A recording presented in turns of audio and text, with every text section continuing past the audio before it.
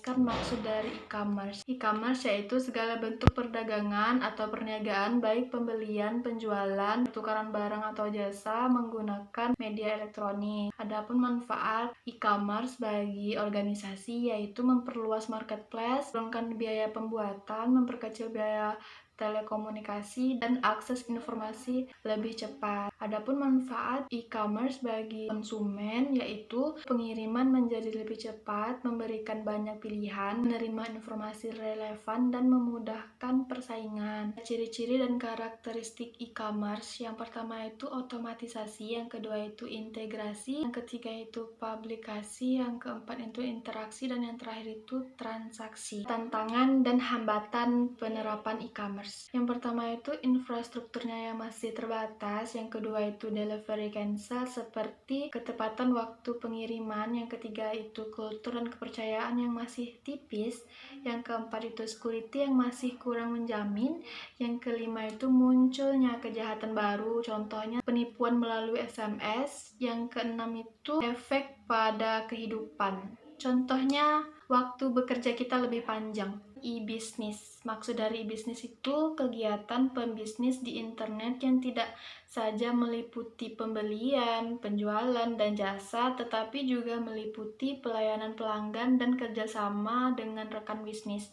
Fungsi dari e-business itu untuk mensupport bagian dari marketing, produksi, accounting, finance, dan human resource management. Aplikasi yang ada di e-business itu ERP, CRM, EIA, SCM. Contoh dari e-business seperti e-commerce, e-banking, e-engineering, e-learning, e-marketing, e-resort, e-travel, dan e-government. E-banking, maksud dari e-banking itu yaitu penghantaran otomatis jasa dan produk bank, baik secara langsung kepada nasabah melalui elektronik, saluran komunikasi interaktif. E-banking meliputi sistem yang memungkinkan nasabah bank, baik individu maupun bisnis, untuk mengakses rekening, melakukan transaksi bisnis, atau mendapatkan informasi produk dan jasa bank melalui jaringan pribadi atau publik, contohnya seperti internet. Adapun manfaat yang diberikan e-banking ini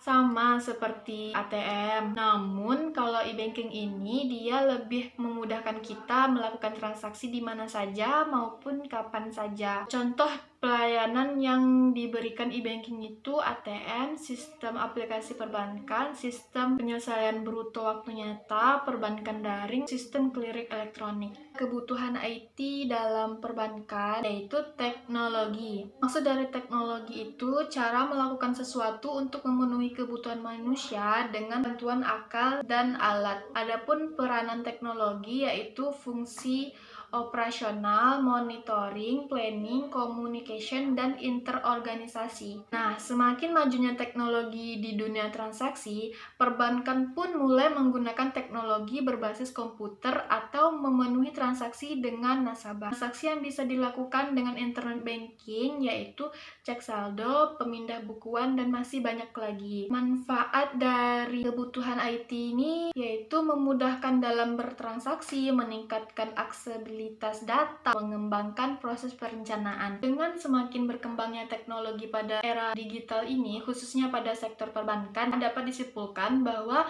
semakin berkembangnya teknologi, maka akan semakin mempermudah nasabah dalam melakukan transaksi apapun.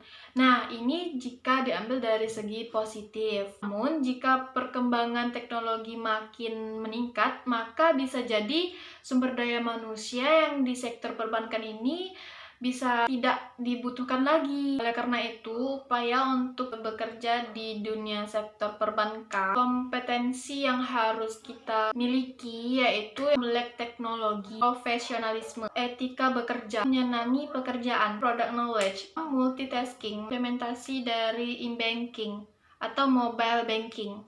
Nah, Mobile banking atau e-banking itu merupakan sebuah layanan yang disediakan oleh bank untuk melakukan berbagai transaksi perbankan melalui berbagai fitur yang ada pada handphone. E-banking atau mobile banking hampir sama dengan SMS banking, hanya saja fitur e-banking ini lebih meluas atau lebih banyak dibandingkan dengan SMS banking. Nah, perlu diketahui bagaimana sih cara untuk daftar di mobile banking. Pertama itu mengunduh aplikasi di sektor perbankan yang terkait. Selanjutnya, kita mengirim SMS dengan format yang sesuai dengan bank yang bersangkutan. Contohnya Mandiri. Untuk Bank Mandiri itu ketik rek mobile kirim ke 335. Setelah semuanya selesai, silahkan membuat password dan identitas rahasia agar bisa masuk ke aplikasinya. Transaksi yang bisa dilakukan di mobile banking itu transfer dana, cek saldo, mutasi rekening, pembayaran, dan pembelian. Baik teman-teman, saya rasa hanya itulah yang dapat saya sampaikan. Saya akhiri. Wabillahi taufik wal hidayah. Wassalamualaikum warahmatullahi wabarakatuh.